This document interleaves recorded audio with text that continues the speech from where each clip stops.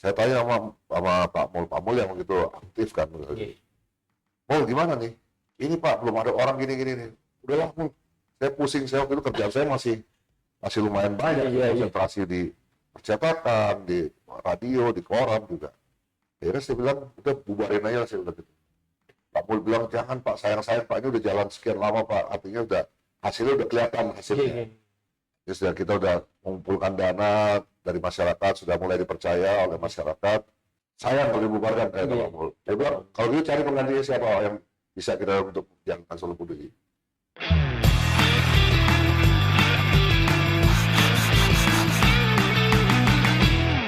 Bismillahirrahmanirrahim. Assalamualaikum warahmatullahi wabarakatuh. Alhamdulillah, bertemu lagi dalam Human Talk, Humanity Aksi dan Kolaborasi, sebuah podcast dari Solo Peduli hadir untuk sahabat peduli dimanapun berada. Pada kesempatan episode kali ini bersama dengan saya, Nana Munawar, yang akan memandu untuk episode kali ini ya, Bapak Ibu, sahabat peduli semuanya, para pemirsa semuanya dimanapun berada. Kita pada episode kali ini adalah episode spesial, karena tepat pada tanggal 11 Oktober tahun 2024 ini, Solo Peduli merayakan miladnya yang ke-25 tahun. Dan pada episode kali ini, saya tidak sendirian. Pada episode kali ini, saya bersama dengan pendiri dari Yayasan Solo Peduli Imat, dan sekarang beliau menjabat sebagai Ketua Dewan Pembina Yayasan Solo Peduli Imat. Telah hadir bersama kita, beliau Bapak Dhani Hasud. Assalamualaikum Pak Dhani. Waalaikumsalam. Kabar sehat Pak Dhani? Alhamdulillah. Alhamdulillah, kabar sehat. Alhamdulillah. Pak Dhani, tidak terasa sudah 25 tahun Solo Peduli hadir membersamai masyarakat Solo Raya, Indonesia dan mancanegara. Pada episode kali ini kita akan ngobrolin tentang sejarah Pak Dhani. Oke. Iya, kita akan ngobrolin tentang sejarah. Sebenarnya awal mula Solo Peduli ini hadir itu ada apa? Kenapa? Kemudian nanti harapan-harapan dari Pak Dhani ke depannya, khususnya untuk Solo Peduli ini ke depan seperti apa? Seperti itu kurang lebihnya kita akan membahas. Begitu Pak Dhani. Nah, tapi sebelumnya, para sahabat peduli semuanya dimanapun berada, para pemirsa, kami senantiasa mengingatkan untuk senantiasa cek terus di lamannya dari YouTube channelnya Solo Peduli Official ya, karena akan ada tayangan-tayangan Human Talk tayang setiap hari Jumat pukul 7 malam, insya Allah ya. Oke, kita akan mulai pembahasannya bersama dengan Pak Dhani selaku Ketua Dewan Pembina dari Yayasan Solo Peduli Imat dan juga pendiri dari Yayasan Solo Peduli Imat. Pak Dhani, barangkali mengawali dari perbincangan kita hari ini, sebenarnya ini awal mulanya kenapa dibentuk Solo Peduli itu, ada latar belakang apa sih Pak yang kemudian akhirnya membuat Solo Peduli hadir? Ya. Assalamualaikum warahmatullahi wabarakatuh untuk seluruh pemirsa. Jadi begini, waktu itu tahun 98 itu Solo dilanda kerusuhan yang dahsyat, luar biasa besar waktu itu. Dan saya kebetulan saat itu menjabat sebagai pemimpin redaksi Solo Post. Saya baru tahun 97, saya masuk 96 masuk Solo, 97 meluncurkan koran Solo Post, tahun 98 perusahaan besar. Nah, waktu itu kawan sahabat saya waktu kuliah itu nama Bapak Eri Sudewo. Eri Sudewo itu di Jakarta dia sudah mendirikan Dompet Duafa. Dompet Duafa di koran Republika. Ya. Waktu itu sudah berjalan beberapa tahun, jadi saya sudah mendengar gimana kiprahnya Dompet Duafa. Kemudian dia telepon saya. Dan ini momen yang bagus gitu, karena habis kerusuhan ini Solo ini dilanda krisis yang dahsyat secara ekonomi, terutama ekonomi lah, politik, budaya dan sebagainya gitu. Nah, kemudian Eris Dewa bilang, gimana kalau di Solo itu juga didirikan semacam Dompet Duafa? Dompet Duafa.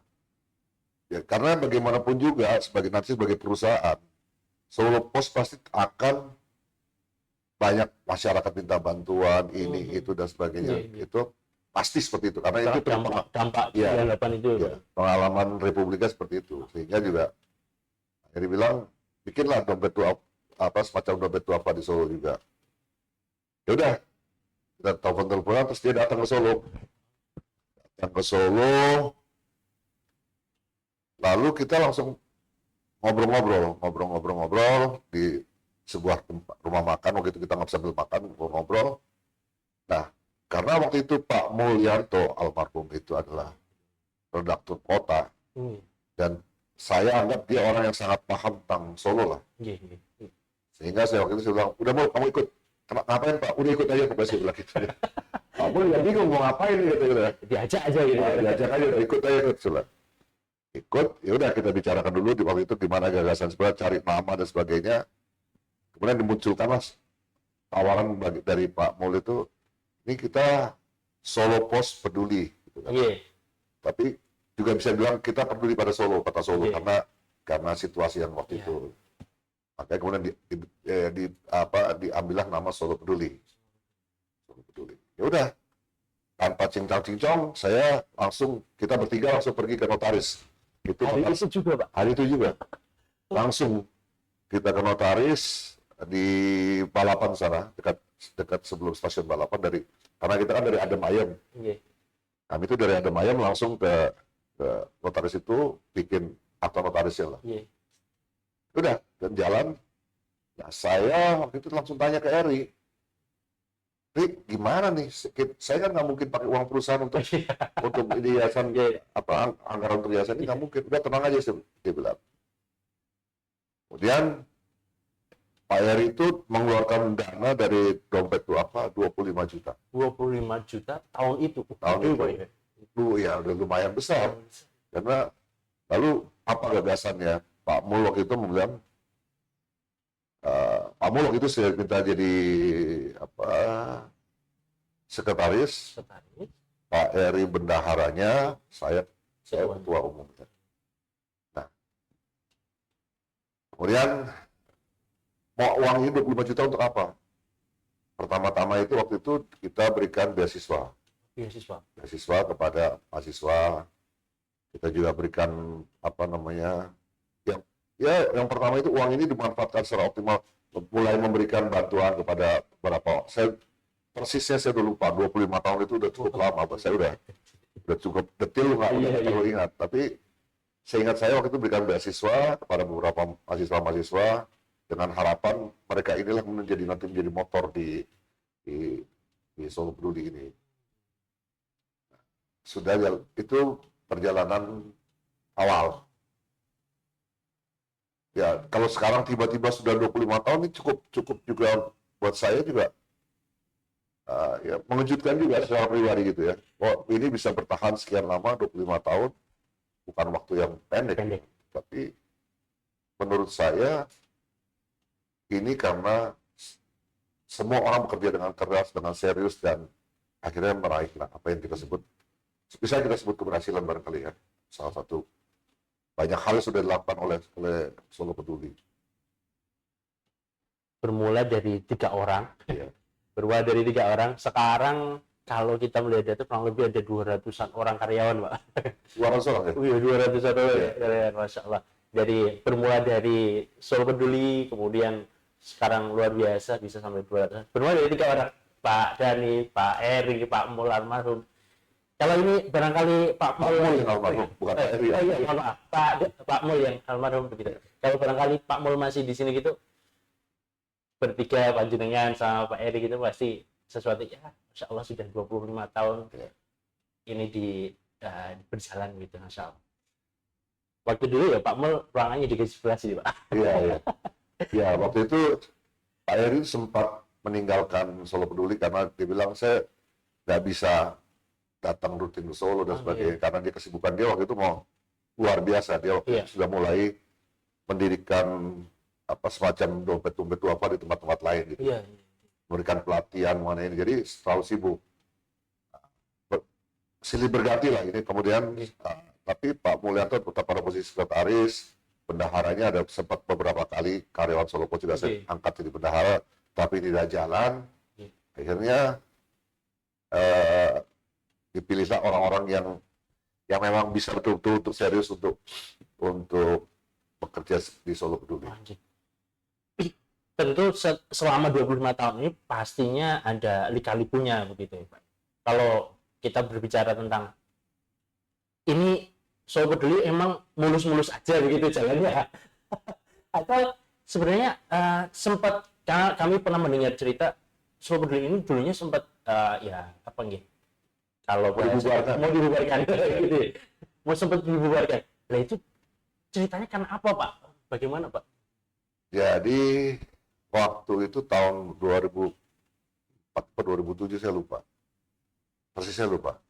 Nah, ada kemelut artinya di internal Solo Peduli itu waktu itu ada ya karyawan yang selama ini sudah menjalankan Solo Peduli dengan ya tersendat-sendat gitu, tapi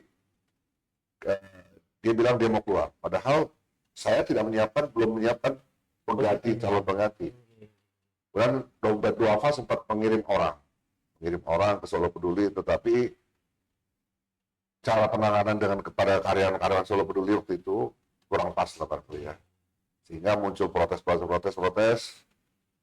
Saya tanya sama Pak Mul yang begitu aktif kan, Mul gimana nih? Ini Pak belum ada orang gini nih. Udahlah Mul, saya pusing, saya waktu itu kerjaan saya masih lumayan banyak, konsentrasi di percetakan, di radio, di koran juga. Akhirnya saya bilang udah bubarin aja, saya udah gitu. Pak Mul bilang, jangan Pak, sayang Pak, ini udah jalan sekian lama Pak, artinya hasilnya udah kelihatan hasilnya. Jadi sudah kita udah mengumpulkan dana dari masyarakat, sudah mulai dipercaya oleh masyarakat. Sayang kalau dibubarkan, Pak Mul. Dia bilang, kalau gitu cari penggantinya siapa yang bisa kita untuk jangan Solo Peduli. Dan dipilihlah Pak Pomo itu, saya panggil Pak Pomo. Pak Pomo, kamu sanggup? Insya Allah sanggup Pak. Sudah ya. Saya nggak mau pusing-pusing, kamu harus bagaimana ini jalan.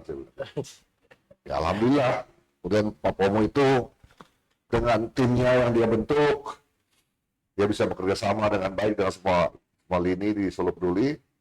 Ya, mulailah kelihatan lebih prestasi Solo Peduli mulai jauh lebih bagus lah performanya. Ya alhamdulillah sampai sekarang. Sampai 25 tahun selalu ada Pak Pomo, saya selalu mengatakan, jangan sampai kejadian pada tahun kamu masuk jadi ketua. Jadi belum ada disiapkan penggantinya, tiba-tiba harus ada penggantian dan waktu orang belum siap. Pak Pomo kemudian mengkader, muncullah Pak Sidik. Ya moga Pak Sidik juga ke depan juga harus mengkader orang lagi untuk menyiapkan penggantinya, karena nggak mungkin satu orang. Kita bukan model ini, yayasan ini harus jalan, bukan hanya tergantung orang per orang, tidak tergantung pada saya, pada Pak Sidik, pada siapapun tidak, tapi sistemnya harus jalan. Orang-orangnya boleh berganti setiap saat, tapi sistem itu harus jalan dengan baik. Sistem pekerjaannya, sistem pengawasannya dan segala sebagainya harus berjalan. Saya selalu mengatakan, kalau kita ini sebagai pengurus pasti mati, ya kan? Tiap orang pasti mati kan, nggak mungkin tidak mati. Jadi tinggal tunggu waktu aja kan.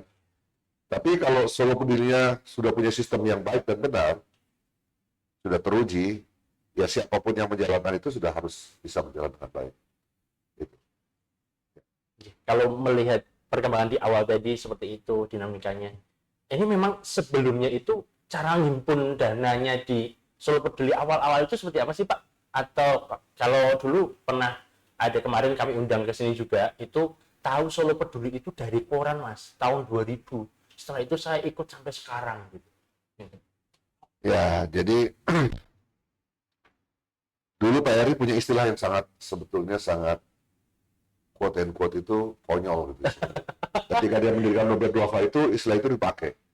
Menjual air mata istilah. Wow, gitu. Menjual air mata. Jadi ketika kita punya uang katakanlah X, katakanlah 10.000 misalnya. Yang 5.000 kita gunakan untuk membantu seseorang. Seseorang itu pada saat itu orang-orang yang maaf secara ekonomi butuh bantuan. Gitu. Kita bantu atau karena dia sakit kita bantu dan sebagainya. Nah, kemudian cerita ini dieksploitasi. Bagaimana uang yang tadi 5.000 tadi kita gunakan dan orang ini merasa sangat gembira kalau terbantu. Nah, itu tugasnya Pak Mul untuk menulis. Menulis. Nah, karena waktu itu saya pemimpin redaksi, saya pikir ya udah nggak apa-apa cerita ini biar orang biar tahu. Gitu. Oke. Wah, ini ada Solo Peduli. Ya alhamdulillah dari situ orang mungkin mulai terkesan. Dan setiap uang itu setiap bulan dilaporkan di Solo Pos. Oh begitu. Jadi misalkan kita dapat 10.000 itu kemana aja? Dilaporkan oleh Pak Mul sebagai sekretarisnya melaporkan keuangannya. Jadi di situ orang tahu, oh uang 10.000 itu yang kemarin kita berikan itu untuk ini. Jelas semuanya. Nah, karena itulah orang mungkin lebih percaya karena uang-uang itu memang betul-betul dimanfaatkan untuk seperti yang disampaikan di dalam koran. Ya. Oh, jadi seperti itu. Akhirnya ketemu simpelnya.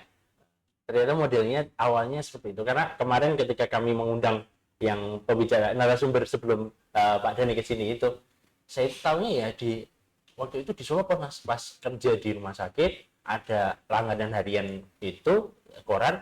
Oh, kok ada kayak gini? Saya minat gitu. Terus tak telepon malah langsung waktu dulu masih Pak Pomo waktu itu. Oh ternyata langsung Mas Pomo ternyata langsung sini gitu. Akhirnya sampai sekarang alhamdulillah gitu. Ya, awal-awal kan tentu lebih aktif menjemput bola karena orang telepon ke kantor Solo Peduli kemudian menyampaikan oh saya mau aktif ini dan ya aktiflah menjemput bola dan ingat terkumpul dana yang cukup lumayan besar gitu kan lumayan. Pada saat itu saya pun yang ketika uang 25 juta awal itu sampai sekarang Pak Heri juga tidak pernah minta pertanggungjawaban kepada saya gitu. Sebenarnya kalau secara administrasi keuangan itu kan harusnya dia minta pertanggungjawaban saya. Tapi karena dia juga tahu gitu kan bahwa uang ini ya memang digunakan untuk kepentingan untuk Solo Peduli supaya Solo Peduli bisa berjalan. Nah, ya alhamdulillah sampai sekarang uang 25 juta itu sudah makin lama dan makin besar ya Mas.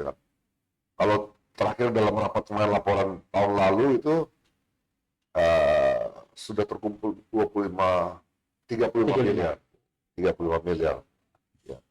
Ini kemarin Pak Heri juga bilang mengakui bahwa ini udah besar, lembaga ini besar.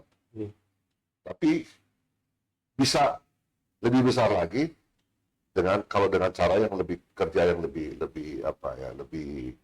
keras lagi. Ya lebih keras, lebih efektif, lebih efisien dengan tenaga karyawan yang lebih terseleksi dengan baik. Jadi Pak Sidik itu melaporkan kepada saya bahwa sekarang ada sistem penilaian yang mereka yang memang tidak bekerja dengan baik ya otomatis akan tersingkir. Ini yang saya harapkan ke depan juga akan begitu. Ya. Makin terseleksi orang-orangnya, makin baik kualitas orang-orang yang bekerja di sini, ya insya Allah Solo Peduli akan terus berjalan. Ya. Para pemirsa semuanya yang barangkali kalau dulu masih menyimak di koran atau barangkali yang saat ini menyaksikan episode ini adalah yang dulu merupakan penerima manfaat dari program-program awal di Solo Peduli. Silahkan nanti bisa ditulis di kolom komentar. Kita ramaikan di kolom komentar, nanti kita lanjut silaturahim. Barangkali Anda nanti juga bisa kami undang di podcast kami berikutnya. Karena sebelum-sebelumnya kami juga sudah hadirkan dari para penerima manfaat, kemudian donatur, duta yang telah aktif sejak lama, kemudian berbagi cerita pada podcast Human Talk kali ini. Pak Dhani, kalau melihat yang awal-awal, pernah nggak sih Pak Dhani ketemu dengan donatur waktu dulu pas di Solo Pos atau apa begitu yang punya kesan tersendiri, terkesan begitu dengan donatur? Secara pribadi ketemu nggak pernah. Saya nggak pernah belum pernah ketemu dengan donatur belum pernah. Sampai sekarang saya belum pernah. Tetapi pada event-event tertentu biasanya donatur itu datang, kemudian ya kita ngobrol ini tuh yang penting itu mereka tahu bahwa uang mereka bermanfaat dengan baik, ya, optimal, digunakan secara optimal untuk kepentingan masyarakat. Nah, saya pikir ini yang penting. Kalau saya waktu itu memang karena saya masih aktif di kantor, tentu tidak punya waktu yang cukup besar untuk itu. Jadi Pak Mul secara organisasi Solo Peduli lebih aktif pada saat itu, lebih aktif ketimbang saya, aktif mengkontrol jalannya Solo Peduli, menjadi konsultan kawan-kawan yang waktu itu menjalankan Solo Peduli itu. Pak Mul lebih aktif. Nah, Pak Mul hanya pada akhirnya laporan ke saya, Pak, ini perkembangannya gini, ABC dan sebagainya. Oke, kalau perlu saya bilang ini, udah itu. Saya ketemu donatur, ketemu penerima manfaat, saya belum pernah secara langsung. Tapi kalau nggak salah, dulu ada satu penerima manfaat yang saya sampai terkaget-kaget terus terang. Dia, kalau nggak salah tukang becak, kalau nggak salah. Anaknya 4 atau 5, itu semua dari yang dewasa, dari yang sudah lulus SMA sampai yang paling kecil, itu penerima manfaat dari Solo Bantuan dari Solo Peduli. Jadi artinya dapat beasiswa dari Solo Peduli dan sebagainya. Dan memang anak-anaknya pintar-pintar semua. Sampai mereka kemudian, anak-anak ini ada yang diterima di perguruan tinggi terbaik di Indonesia lah. ITB, ada yang di UGM, ada yang di UI.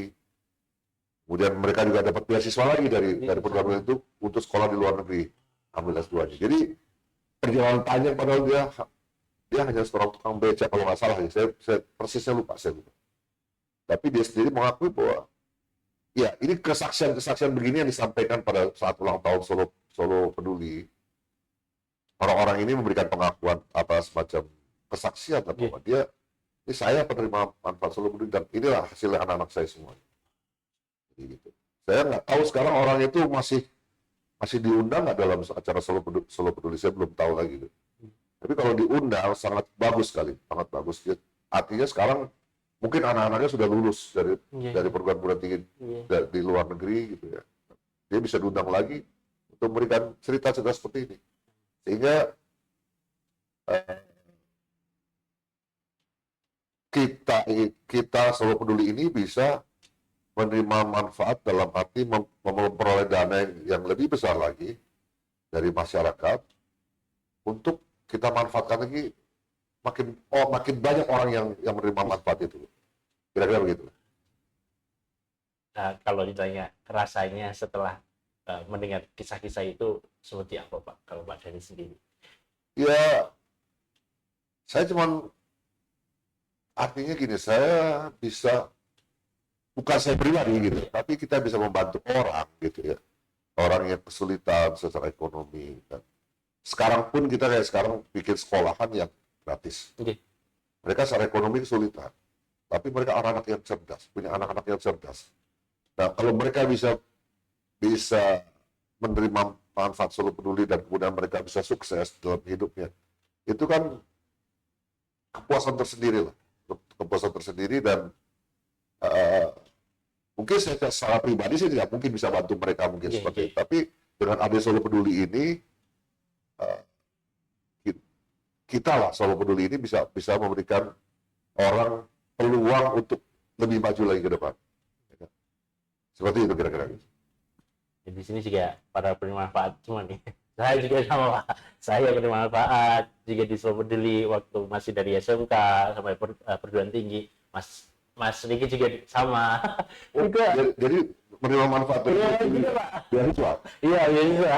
Jadi orang-orang di balik layarnya alhamdulillah juga penerima manfaat. Kami ucapkan terima kasih Pak Dhani yang telah menghadirkan Solo Peduli sehingga menjadi titik balik kami dalam menata kehidupan ke depan begitu. Terus terima kasih. Ya. Para pemirsa semuanya, sekali lagi ya, sebuah kisah-kisah ini kami hadirkan pada episode kali ini. Kami menghadirkan langsung selaku ketua Dewan Pembina dan juga pendirinya dari Solo Peduli.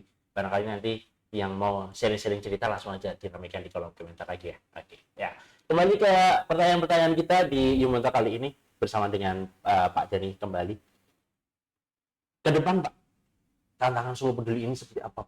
Kalau melihat ke depan Solo Peduli ini, tantangan, kemudian ya harapan ke depan seperti apa? Ya, dari beberapa rapat-rapat yang saya kan ada rapat rutin dengan para pengurus, para pelaksana di lapangan. Banyak aturan-aturan pemerintah yang menyulitkan kerja Solo Peduli. Dan ini yang padahal Solo Peduli harus survive. Iya. Jangan sampai faktor eksternal karena aturan itu kita kemudian tumbang. Apalagi karena faktor internal. Iya. Jangan sampai lagi itu kan. Iya. Nah, faktor eksternal itu ya tadi aturan yang apa membuat gerak Solo Peduli kayak terbatas. Sebagai contoh, setiap ASN harus menyalurkan sedekahnya lewat Basnas. Zakatnya lewat bank. Ya. Yes. Nah, ini satu hal yang tentu membuat juga Solo Peduli akhirnya juga terbatas orang-orang. Padahal mungkin selama ini ASN itu berkontribusi secara rutin. Ini saya buka langsung gitu bahwa ini faktanya memang harusnya orang dibebaskan mau bersedekah lewat mana bebaskan aja kan harusnya gitu. Tapi kan ini enggak, aturan tidak ya seperti itu. Nah, sehingga kemarin dalam rapat terakhir saya sampaikan kalau ASN dibatasi cari dari kalangan swasta.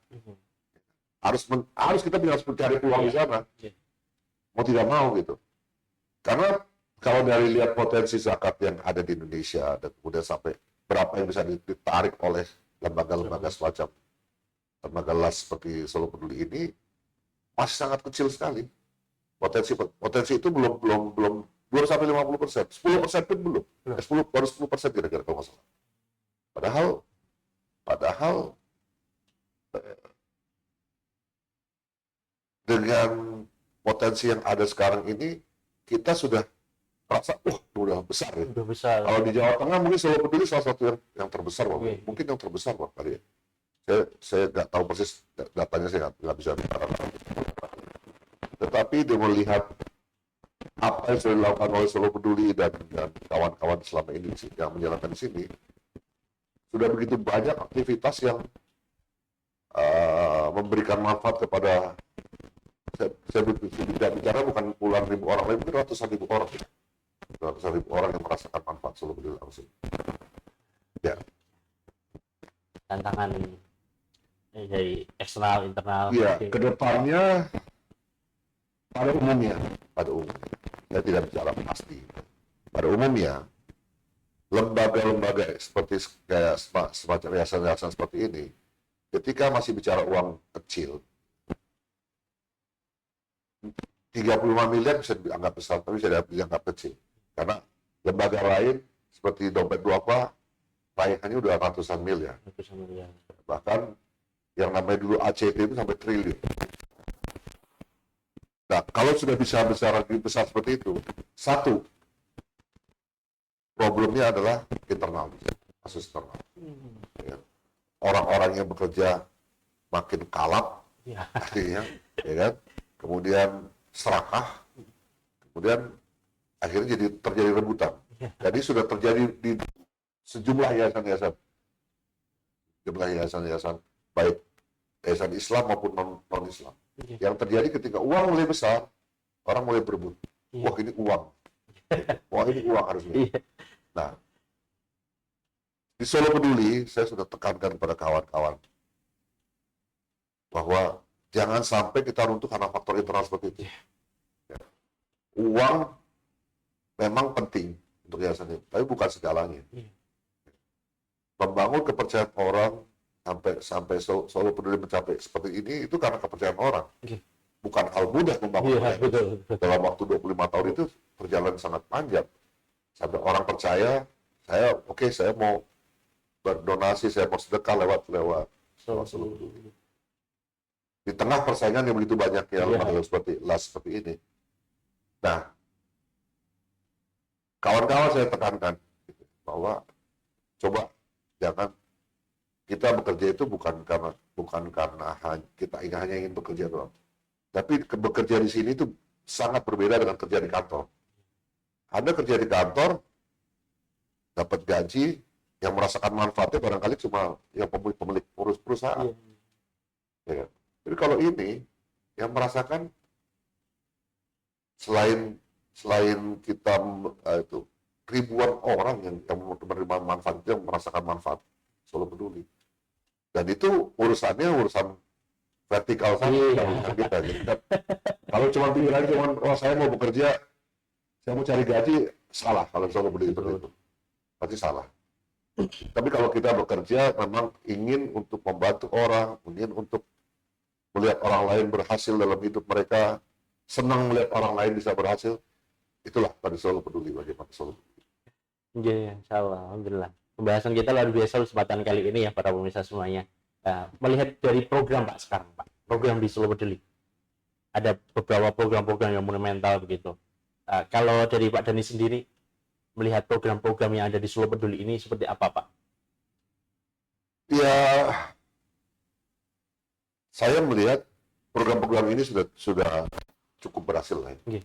Tetapi tidak perlu terobosan-terobosan yang kenapa sebagai contoh kemarin dibahas dalam rapat. Kenapa ACT bisa berhasil menarik dana masyarakat sampai triliunan? Karena kepercayaan publik begitu dahsyat. Kenapa publik bisa percaya? Karena program-program yang ditawarkan dahsyat. Bukan sekedar hebat, tapi dahsyat. Bagaimana ketika saya rasa waktu itu belum zamannya orang membantu Palestina, katakan seperti itu. Mereka udah punya gagasan membantu Palestina.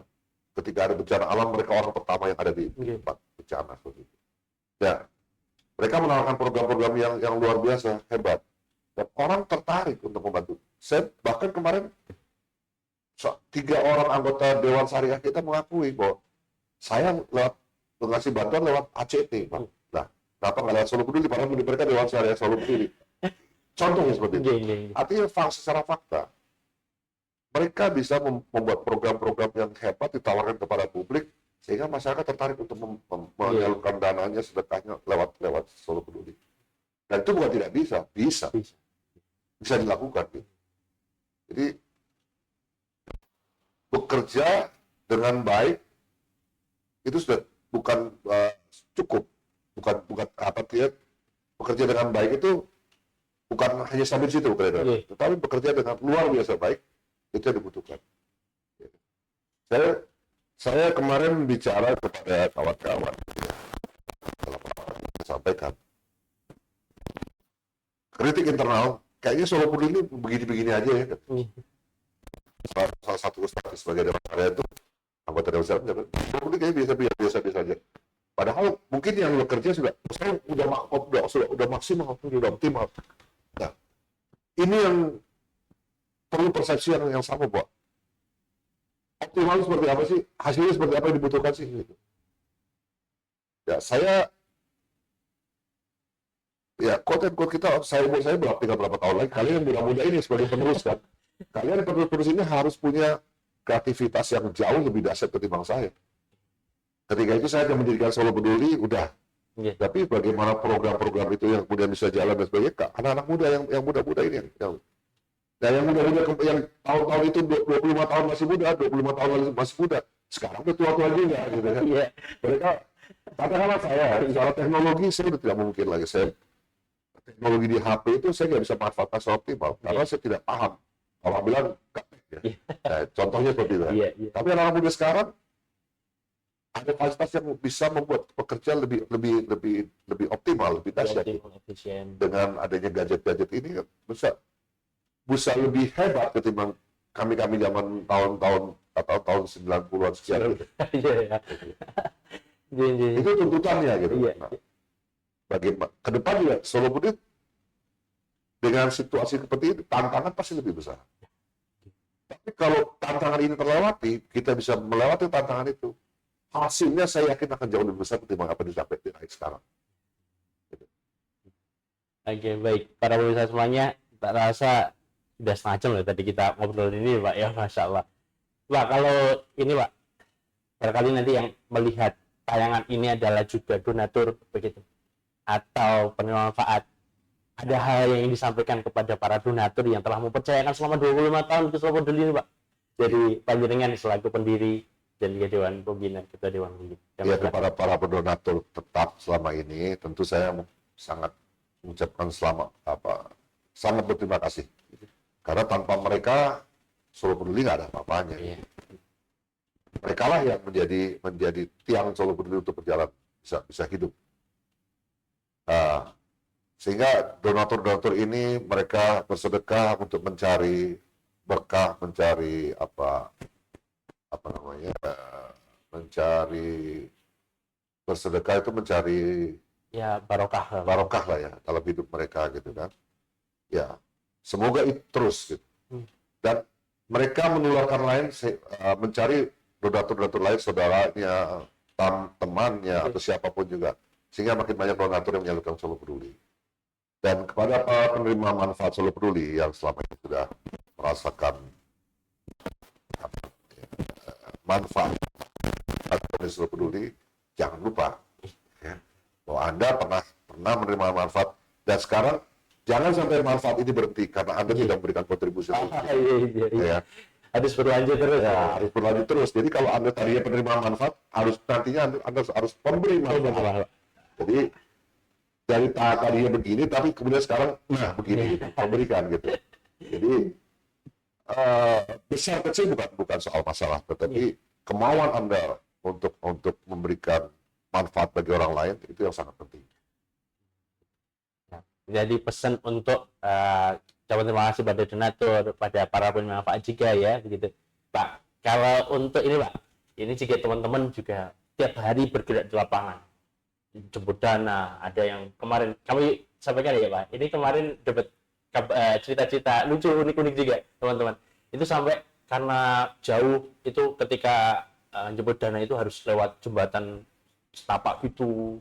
Ada juga ketika di jalan itu motornya itu sampai ini Pak, sigar putung motor jadi dua gitu. Sampai gitu Pak. Nah ini kami mohon nasihat dan juga semangatnya untuk teman-teman yang ada di lapangan ini Pak, biar kemudian semangat terus dalam bekerja ini di Solo Peduli gitu. Dari Pak Jito. Saya bilang tadi, kalau Anda sudah bisa melihat orang lain bahagia karena hasil kerja Anda, itu tentu Anda akan makin semangat. Saya yakin itu. Jadi kecuali kalau Anda bekerja untuk orang lain itu tidak merasakan manfaatnya apa-apa, Anda juga untuk apa sih kerja di situ gitu. Tapi kalau kemudian Anda melihat Anda menjemput uang ini akan kita manfaatkan untuk memberikan bantuan orang lain. Kalau semangat ke sana, mau katakanlah ya motornya patah 3 pun ya nggak masalah. Tapi ya itu saya juga bingung gitu soal tadi cerita sampai motor patah itu, mungkin jalanannya apa sih atau motor lubang waktu itu. Nah jadi memang itu semua semangat itu kembali ke tadi saya bilang. Kalau Anda melihat bahwa apa yang Anda kerjakan kemudian memberikan manfaat kepada banyak orang, pada orang lain, dan Anda merasa senang melihat itu, Anda akan makin bahagia, makin semangat lagi. Itu harapannya seperti itu. Semoga mereka yang telah menerima manfaat ini juga bisa merasakan itu bahwa saya sudah menerima manfaat, kemudian saya harus memberi manfaat kepada orang lain. Ya, Masya Allah, luar biasa perbincangan kita pada kesempatan kali ini. Melalui program-program Solo Peduli, awalnya dari paling awal adalah beasiswa gitu ya Pak. Iya. Beasiswa, kemudian kemarin juga ada kisah-kisah yang dari para penerima manfaat beasiswa. Mas, tiba-tiba datang ke kantor Pak, waktu itu kami dapat cerita dari admin yang di kantor. Tiba-tiba datang ke kantor, ngasihkan uang, Mbak, ini zakat saya, sekian puluh juta. Ibu, ini kenal Solo Peduli dari mana? Mbak, saya dulu itu waktu sekolah itu saya dibantu sama Solo Peduli sampai sekarang akhirnya saya sudah jadi dokter gitu. Kemudian bisa mengabdi. Ini saya nitip zakatnya. Oh, Masya Allah. Jadi para penerima manfaat itu alhamdulillah sekarang sudah merasakan manfaatnya benar-benar begitu, dan sekarang bisa memberikan manfaat lagi. Lanjut. Saya nggak tahu ya penerima manfaat itu jumlahnya persisnya berapa, nggak tahu. Tapi saya rasa 200-an ribu lah, kalau di atas 100.000 lah. Kalau 30% aja punya komitmen seperti ini, Anda bisa bayangkan bagaimana Solo Peduli ke depan. 30% bisa banyak-banyak gitu. Apalagi kalau sampai 50% sampai 100%. Mereka punya kesadaran, saya dulu dibantu Solo Peduli, sekarang harus bantu Solo Peduli. Barangkali ini yang pada awal-awal itu banyak yang lupa.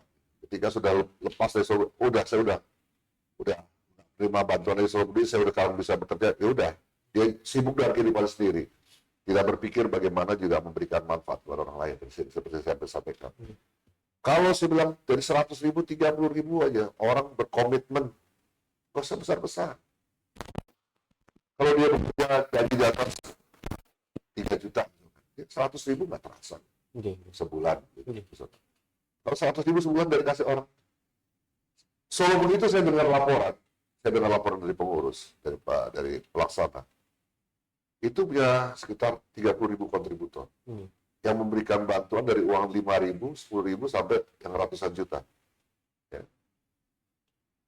Ratusan juta itu udah sangat selektif pasti. Tapi yang 5.000, 10.000 ini itu dahsyat sekali. Mereka walaupun mereka dari pedagang kecil, tapi mereka merasakan manfaat Solo Peduli, kemudian mereka bisa bantu secara rutin 10.000 tiap bulan. Itu luar biasa. Luar biasa, sebut saya luar biasa itu. Nah, seandainya gitu kan, tadi udah jadi dokter, kan pasti yang 25 tahun lalu masih mahasiswa, sekarang udah ada yang jadi dokter, udah jadi segala macam, insinyur dan segala macam. Mereka punya komitmen seperti itu. Dulu saya dibantu Solo Peduli, saya ingin bantu Solo Peduli sekarang. Anda bisa bayangkan. Ini yang belum optimal, tapi memang barangkali ini karakter kita, gitu ya. Barangkali karakter kita ini kalau udah nggak butuh ya udah gitu. Karena kan sebagai pegawai gitu. Tapi saya berprasangka baik aja bahwa mereka mungkin masih sibuk dengan urusan pribadinya, gitu. Tapi masing-masing masih sibuk dengan urusan pribadinya. Ke depan saya harap kesadaran ini muncul. Saya bilang tadi orang-orang di pasar yang hanya memberikan 10.000, 5.000, tapi ketika dikumpulkan 30 miliar tadi jumlahnya, ya kan? Dari uang yang dari 10.000 tidak ada gitu. Iya. Tapi apakah sekarang yang 100 juta lebih mulia ketimbang yang 100 yang cuma ngasih 10.000? Enggak juga. Sama-sama mereka memberikan manfaat kepada orang lain. Cuman yang 100 juta lebih besar manfaatnya untuk lebih banyak orang, yang 10.000 mungkin lebih terbatas. Tapi mereka sama-sama memberikan manfaat kepada orang lain. Ya kan gitu. Iya. Kemarin juga dapat cerita waktu kantornya masih di Solo, Bos. Ada salah satu pengamen setiap hari Jumat itu ngamen. Kalau ngamennya waktu dulu masih ada bis lewat depan Adi Cipta itu kan Pak ya. Ini ngamen di bis-bis dari jalan sepanjang Adi Cipta itu aja. Setiap Jumat datang ke kantor, naik ke lantai 3 itu, ngasihkan donasinya berupa receh-receh gitu. Ngamen. Wah, luar biasa. Kisah-kisah ini yang coba kami himpun dalam episode-episode yang kami sajikan di Human Talk ini agar bisa ya menambah semangat kami kepada para pekerja yang ada di Solo Peduli, yang ada di Solo Peduli, kemudian juga ini juga sebagai inspirasi juga harapannya untuk para donatur-donatur yang lainnya, dan khususnya tentunya pada masyarakat umum. Terima kasih sekali Pak Dhani, terima kasih banget sudah berkenan hadir rawuh di podcast kami episode kali ini, episode spesial, episode milad 25 tahunnya Solo Peduli. Semoga tayangan ini bisa menjadi manfaat untuk kita semuanya ya, dan tentunya doa kita untuk Solo Peduli, untuk Pak Dhani, untuk almarhum Pak Mul, Pak Eri, dan juga semuanya yang terlibat dalam Solo Peduli, semoga jadi hidupnya menjadi barokah gitu ya, dan khusus untuk Pak Mul yang sudah mendahului begitu ya, semoga dilapangkan kuburnya dan gitu. Amin. Apa? Iya. Yang terakhir ini barangkali harapan Pak, sebagai closing statement, harapan untuk Solo Peduli ke depan seperti apa? Harapan saya selalu lembaga ini menjadi lebih besar lagi, bisa memberikan manfaat yang lebih besar lagi kepada masyarakat. Itu simple aja kok. Karena memang dari awalnya Solo Peduli itu memang gagasan utamanya adalah membantu orang. Pak Eri itu waktu itu bagaimana dompet duafa membantu orang. Nah sekarang itu kan baik dompet duafa maupun Solo Peduli yang dibantu sudah, saya katakan tadi jumlahnya tadi cuma mungkin 10-20 orang, sekarang udah ratusan ribu orang. Ke depan mungkin perlu jutaan orang. Kita punya klinik gratis. Tapi mungkin makin lama orang udah mungkin malu masuk klinik gratis gitu ya, barangkali gitu ya. Kalau orang, tapi coba dimanfaatkan masyarakat semua yang memang tidak mampu, nggak usah malu-malu lah. Mau bersalin secara gratis, jangan malu-malu, silakan. Dan yang program-program lainnya juga begitu. Kalau memang butuh bantuan dari Solo Peduli untuk demi kebaikan masyarakat umat, nggak usah ragu-ragu untuk kita bantu ke Solo Peduli. Ya itu aja, simpelnya seperti itu. Jadi bagaimana bisa membantu semakin banyak orang. Semakin besar dan membantu lebih banyak ya.